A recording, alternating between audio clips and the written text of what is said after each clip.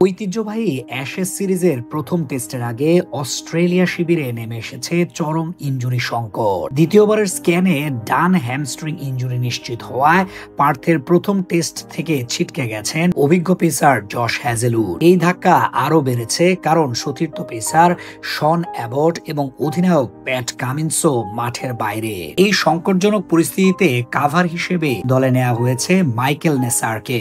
তবে বাউন্সি পার্থ স্টেডিয়ামের পিচে অভিষেক হওয়ার সবচেয়ে বেশি সম্ভাবনা রয়েছে ব্রেন্ডন ডগেটের। ডগেট শেফিল্ড শিল্ডে তার দারুণ পারফরমেন্স শেষ 11 ম্যাচে 46 উইকেট দিয়ে নির্বাচকদের নজর কেড়েছেন। তিনি নিজেই কোচ রায়ান হ্যারিসের তত্ত্বাবধানে নিজের প্রস্তুতির কথা জানিয়েছেন। হ্যাজেলউডের অনুপস্থিতিতে এখন পেস আক্রমণের মূল দায়িত্ব থাকবে মিচেল স্টার্ক এবং স্কট বোল্যান্ডের ওপর। ঘরের মাঠে ক্যামেরন গ্রিনের বোলিং আরো গুরুত্বপূর্ণ হয়ে উঠবে। ইনজুরির কারণে নির্বাচকরা গ্রিন এবং বু ওয়েবস্টারকে একাদশে রেখে মার্নাস ল্যাবুশেনকে ওপেনিং এ পাঠানোর বিষয়টিও বিবেচনা করতে পারে। এদিকে অস্ট্রেলিয়ার এই নেতিবাচক খবরের দিনেই ইংল্যান্ড তাদের তারকা বোলার মার্ক উডের ইনজুরি থেকে মুক্তি পাওয়ার ইতিবাচক খবর দিয়েছে। হ্যাজেলউড ও অ্যাবটের অনুপস্থিতির কারণে আনকেম্পড ওপেনার জ্যাক ওয়েদারাল্ড এর সঙ্গে ডগেটের অভিষেক হলে এই টেস্টে অস্ট্রেলিয়ার একাদশে দুজন নতুন মুখ দেখা যেতে পারে। এই ইনজুরি বিপর্যয় অ্যাশেজ শুরুর আগেই অস্ট্রেলিয়ার কৌশল ও মনোবলে